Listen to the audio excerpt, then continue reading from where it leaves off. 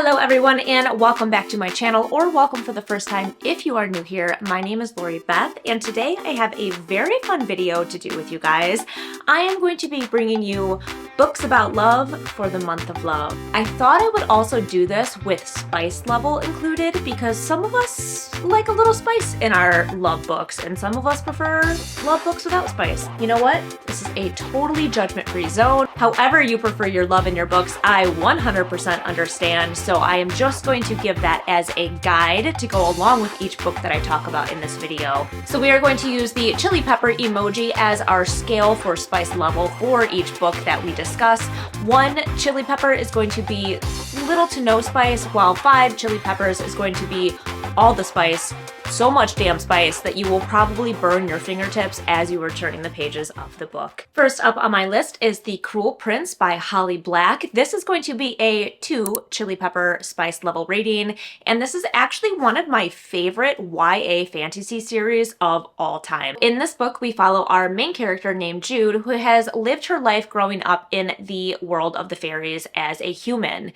In this world, fairies actually don't like humans whatsoever, so she is constantly trying to fight for her spot in the society. And along the way, she is constantly bumping heads with Prince Carden, who is the youngest son of the wicked fairy king. One of the best parts about this book is that it is written by Holly Black. And if you know anything about Holly Black, she is known for her ability to write fairy tales and about true fairies. So she's writing fairies as a fairy you probably would have read about as a child.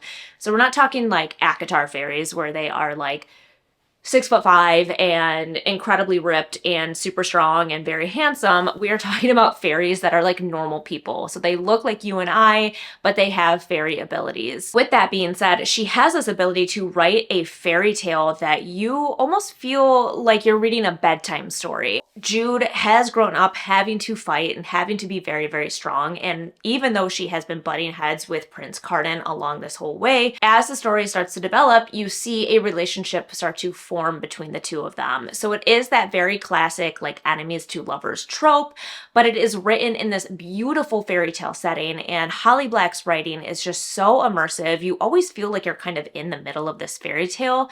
And that trope to me is what screams romance and spice. This is a very love-forward story.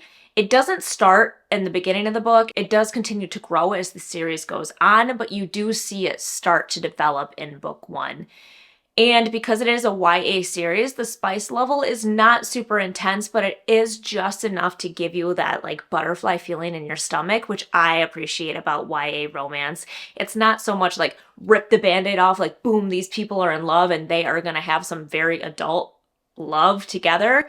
It's more of a slow burn, and I think that's what you get also with the enemies to lovers trope, because it doesn't happen right out of the gate. It takes these characters time to realize that they are developing feelings towards each other, and along with that they start to discover little things like their hands brushing and a stolen kiss here and there. So it's very much slow burn and very much love forward. And next up on the list is It Happened One Summer by Tessa Bailey. This is a traditional rom-com like love story book, and this is a 4 chili pepper rating on the spice level scale.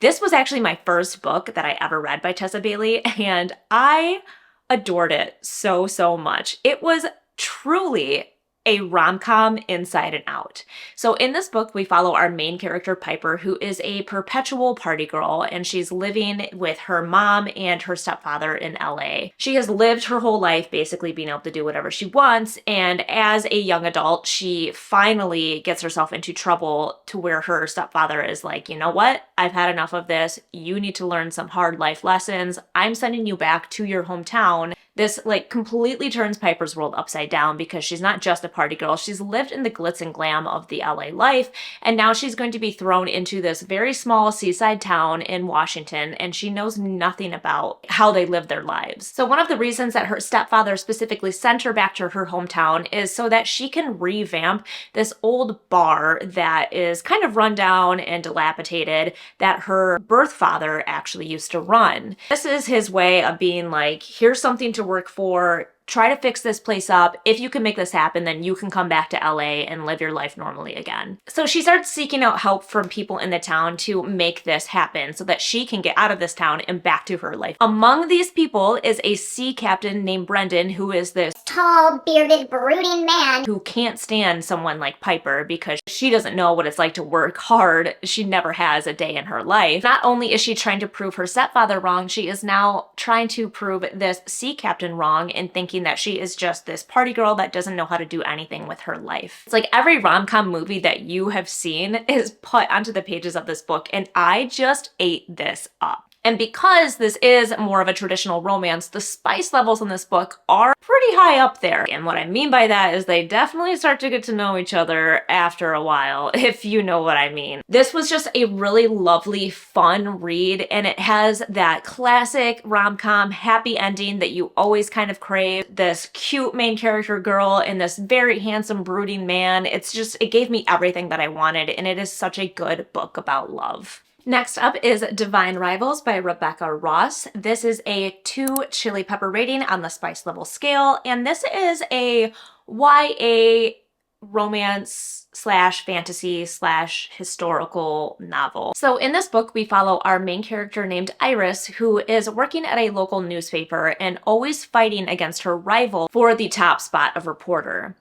Amongst all of this going on, there is also a war of the gods that has been happening, and with that, her brother has been pulled to the front lines and has gone missing. So Iris is a natural writer. She's always loved writing, and because she's always stressed about her family dynamic and fighting for this spot at work, she spends a lot of her evenings writing letters to her missing brother on her typewriter. She takes these letters and she puts them under her wardrobe as if she's sending them off. She starts to actually receive letters back through her wardrobe by this mysterious man who is not her brother, but someone else who can somehow contact her through this means of communication. Their relationship becomes very organic and starts to build naturally over this shared love of letter writing. Lo and behold, she gets to her new station and her arch nemesis from her current newspaper ends up showing up there because he wants to be part of the war effort as well. What Iris doesn't know is this mysterious man who has been responding to her letters is actually her arch nemesis from work. He knew that she was going to be leaving to the front lines, and he has already developed feelings for her, so he has followed her almost to go alongside her and almost keep some sort of protection over her. So this book has so many different dynamics to it. It's not just a love story, it's also in this historical war setting. So it's very much like a war romance. It has like this World War II vibe to it without it actually specifically stating that it's in that era, but it's also fantasy because it's surrounding gods and not necessarily countries. So the war setting of this brings something additional to the love story as well. People are living in this constant state of worry or fear, and I think it makes the emotions a little bit more heightened and also gives people that air of like they don't want to waste time because they don't know how much time they have. So it makes them bring forward their feelings a little bit more. Also, there's something very charming and romantic about someone following someone to the front lines of a war to try to protect them or stay with them and keep them safe just because of the feelings that they have developed for them. And the letter writing in this is another very romantic aspect of the book. They have the safety of almost hiding behind the fact that they aren't looking at each other face to face. So again, the emotions seem a little more heightened because they can put everything out onto a letter and paper and send it away. This is a very romantic and love story forward book. So the spice level of this is very low. So if you like a story that is a little more romance heavy, a little less spice heavy, and kind of just deeply romantic, this is such a beautiful story. Next on my list is Out of Love by Hazel Hayes. This is a 2 chili pepper rating on the spice level scale, and this is an adult contemporary fiction novel. If you did not catch my last video of all the books that I would like to read in 2024, her new novel is on there, and I mentioned Out of Love in that video as well. So this is a very interesting story about love because this is a love story in reverse. We open this book with our main female character boxing up all of her belongings, because she is moving out of the place that she used to share with her boyfriend. So we start the book with them broken up. Because we are starting the book at the end, we are watching this relationship happen in reverse. So along that ride, you get to see all the highs and all the lows as she recounts the things that made their relationship the way it was. And it was a very interesting experience to watch love happen from not beginning to end, but end to beginning. I think it gave a love story a new perspective, because when you know that the relationship has already failed, when this main character goes back and starts recounting all of these like situations or encounters that they had as a couple, you start to put the pieces together and you can see like, oh yeah, I could see why this relationship ended the way that it did. Even though it might sound weird to include a book about breaking up in a video of books about love, this was technically a love story. It just happened in a backwards way than we're used to seeing. I thought it was a brilliant idea to show a relationship in this light and what happened here. Like, let's go back and look through all of the scenarios and see why we ended up where we ended up. It is an adult novel and it does have a little bit of spice to it because we are recounting an entire relationship between an adult man and an adult woman. But with that being said, the spice level is relatively low. So if you are looking for a different type of love story, this is a great place to start. And Hazel Hayes is just a really brilliant author. And next up we have A Dowry of Blood by S.T. Gibson. This is a 5 chili pepper rating on the spice level scale. 5 chili peppers, 6 chili peppers, 18,000 chili peppers. This is the spiciest of the spiciest books that we will be talking about in today's video. Also, if you are new here, you don't know my love for S.T. Gibson yet, I did mention her 2 new books that are coming out in 2024 in my last video as well. I fell in love with her so much from reading this book. This book specifically is an adult fantasy slash romance slash horror slash historical novel. There's a lot of aspects to this book, but it's also what gave it a lot of depth as well. So this book follows our main character, Constanta, who is the bride of Dracula. And from the opening of the book, we are following her journey from the very moment he turns her into a vampire. Because this is a book about vampires and immortal living, there are centuries of time where things are happening, which is kind of the historical aspect of this book. So we're talking this started centuries ago, right? Think Dracula living in like an old castle up on the hill that the townspeople are constantly terrified to get too close to. Along this journey, Dracula starts adding multiple consorts to his little family, and Constanta starts to fall in love with each person that becomes a member of their family. And over time, she starts to see that Dracula, or her husband, is not the man that she thought that he was. Her eyes are very much open to how deceitful and how dark he is and all the secrets that he has been keeping from their entire family. So now, centuries later, she has kind of started to question what she thought love really was. She starts as this very meek and mild vampire who doesn't know how to live this new life that she's been granted, and she kind of ends the story as like this very strong woman who has spent centuries now learning how to stand up for herself and what she feels is right and what's wrong. After all this time, and she kind of becomes like this stronger character, and she has all these realizations about her husband, who she thought was like the love of her life. She becomes sort of like the leader of this little family, and the love that she has really strongly developed for these other members of the family, she realizes that she will go to lengths she never thought possible to keep them safe and to give them the happy ending that she feels they finally deserve. So just want to throw this out. There are major trigger warnings for this book. We're talking mental and physical abuse. The sexual content in this book is very not safe for work.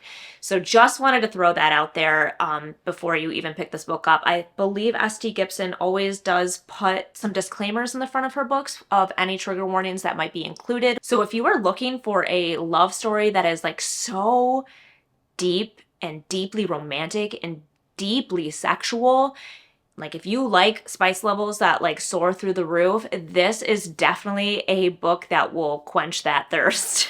If you're thirsty, basically what I'm saying is you will really like this book. Next up, we have The Love Hypothesis by Ali Hazelwood. This is an adult contemporary romance novel, and I would give this a 3 chili pepper rating on the spice level scale. This book follows our main character named Olive, who is a third-year PhD candidate who spends most of her time worried more about studying in school than she does about her personal love life. The story starts with her having gone on a date or two with this guy and not really being interested in him, and her discovering that her best friend might actually have feelings for this guy. Her best friend wants to abide by girl code and doesn't want to date this guy if Olive does still have feelings for him. So to press upon the point that she does not have feelings for this guy and she's totally fine with her friend going out with him, she makes up this story about going on a date with another guy. Lo and behold, her friend stumbles upon her at school when she is supposed to be on this said date with this new mystery man. So she panics and she grabs the first guy she can see and kisses him so that her friend can see that she is obviously interested in somebody else. This guy who she grabs and kisses out of nowhere in the hallway is this super grumpy, super brooding, tall, handsome professor that nobody seems to get along with. So immediately Olive has to explain to him exactly what she was doing, and she tries to wash her hands of the situation thinking, whew, that was a close call. But such is life. You can't just go around kissing people in hallways and not expect any fallout to happen because of it. So now Olive is in a little bit of a pickle because she's going to have to try to keep this facade up that she is dating this new guy, and it happens to be the one professor in the school that nobody can seem to get along with. Adam, this professor, also realizes that he could use this to his advantage because he has his own issues he's struggling with as well. He is trying to get funded by the school, and they consider him a flight risk because he is just totally disconnected from everything. He doesn't have friends, he doesn't have a family, he doesn't seem to really be involved with the community at all. So they think that they would be wasting their time basically if they invested in this professor. So Olive and Adam decide to carry on this facade of fake dating because it's going to benefit both of them. And as we know from any rom-com we've ever seen, any kind of fake dating trope always goes awry. This book is so fun to read though because our main character Olive is just so adorable and she's quirky and she's funny, but she is so smart. I mean, she's a PhD candidate. And if you have never read Ali Hazelwood's writing before, it is so brilliant. Like, you can tell she is also a very smart woman herself, and that comes forward in her writing. So not only do you have this cute love story of a book, you have a book that is showing a very smart female character who is working in STEM and trying to progress her way forward in this very male-dominated world. And you have your classic, like, tall, dark, and handsome main male character who falls in love with the cute, quirky girl. So throughout the book, we see Adam and Olive start to develop this relationship for each other. We see them end up in all of these really goofy, silly situations that they have to try to work their way through. And then you also have them starting to develop this attraction to each other that is pretty apparent from early on in the book, but you start to see it bloom and build over time. In my opinion, this book is a great balance between an actual love story, so you've got your romance, and then them kind of getting to know each other and then bringing forward the spice a little bit.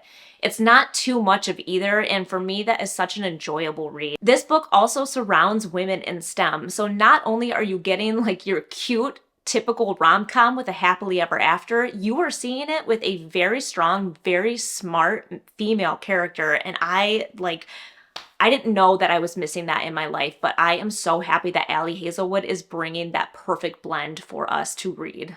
And last but not least on my list is Once Upon a Broken Heart by Stephanie Garber.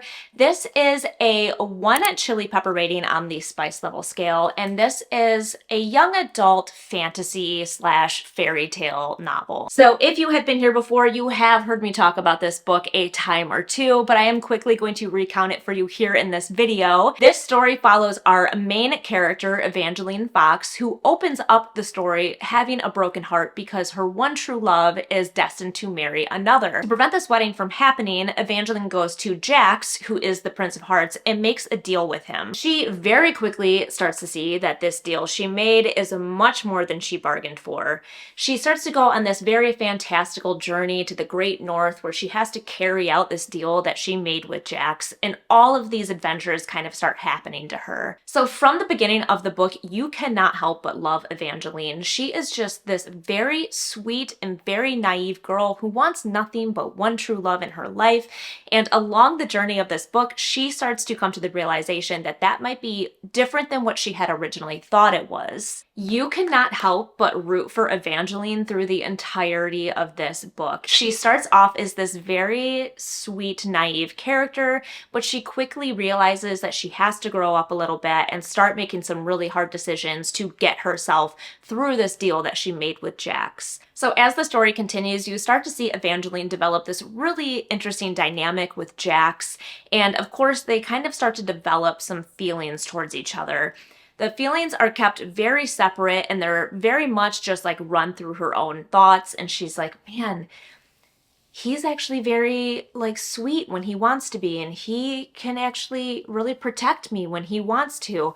So you start to see her come to this realization that Jax is maybe more than just this evil, conniving fate that makes really sketchy deals with people. And because this is a YA novel, the romance in this is very much slow burn, but I love that about a YA novel. I love to watch these characters very slowly develop and very slowly realize that they have thoughts and feelings towards each other without the dynamic of so much spice. With that being said, the spice levels that come from these YA novels are not so much like the adult spice that we're used to in romance novels, but more the young love spice. So more instances of those stolen glances across the room, or a smile when you didn't expect someone to smile, and hands brushing each other, and someone holding the other to comfort them.